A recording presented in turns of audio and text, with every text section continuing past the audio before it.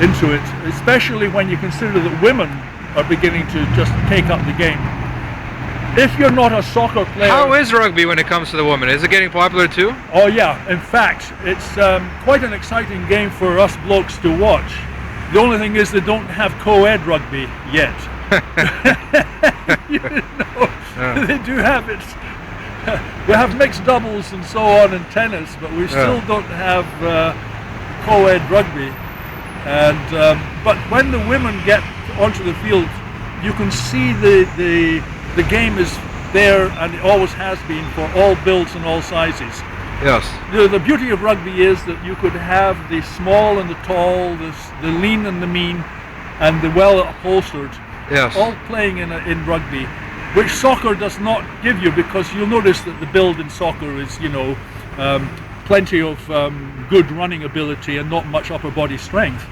But as far as rugby goes, for both men and women, let's face it, it's the game for all people, all shapes, all sizes. Yes. As you can appreciate, from scrum half to the most beefy of the second row powerhouse, or whatever you like to call it, the boiler room, as it's sometimes the boiler called. room. Yeah, the second row is called the boiler room because they got into the centre of the scrum and they kept on shoving and heaving, you know. The afterburners might have been the number 8, and the wing forwards could have been the Exocet missiles. So I think some wing forwards were called Exocets, you know, when